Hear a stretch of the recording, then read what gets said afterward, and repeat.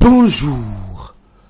Le Témoin nous reparle de la menace terroriste et révèle que le mouvement Ansar Dine voulait frapper au Sénégal le 4 avril et la Tabaski. Mais ces deux projets d'attentat ont été déjoués par les services de sécurité sénégalais. En retour, l'alerte américaine a semé la psychose et perturbé l'économie du pays.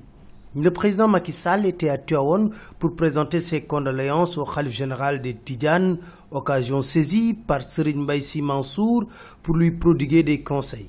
Évitez de vous faire des ennemis.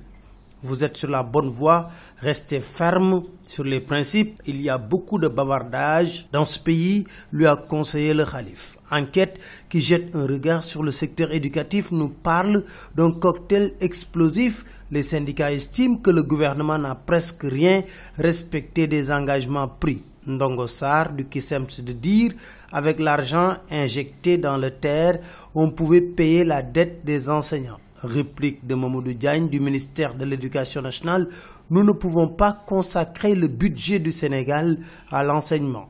Ça risque de ne pas décoller le 7 décembre pour Air Sénégal. Selon l'Observateur, IATA, Association du transport aérien, a décidé de bloquer le vol commercial du 7 décembre.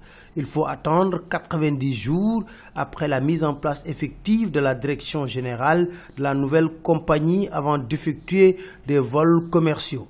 L'Observateur de révéler qu'un pilote a claqué la porte du simulateur de Toulouse et plusieurs sociétés nagent dans le flou en ce qui concerne l'ouverture de AIBD.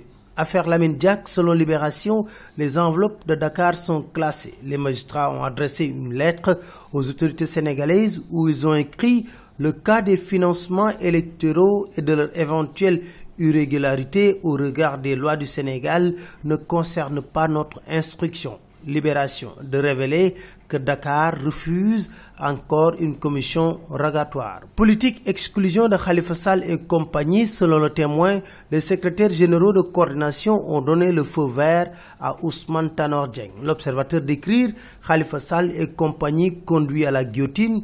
Wilane et David dans le Populaire que le bureau politique va aller dans le sens souhaité par les secrétaires généraux de coordination. Réplique de Barthélémy Diaz, Ousmane Tanor Dieng sera débarqué par les socialistes.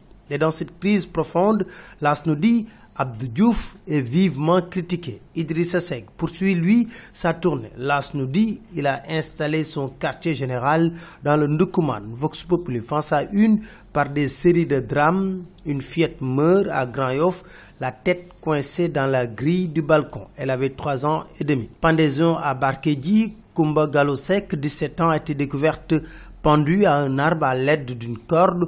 À Sicap Karak, un homme âgé d'environ 45 ans, qui serait d'origine togolaise, s'est aussi donné la mort par pendaison. Libération parle de mystère sur cette pendaison.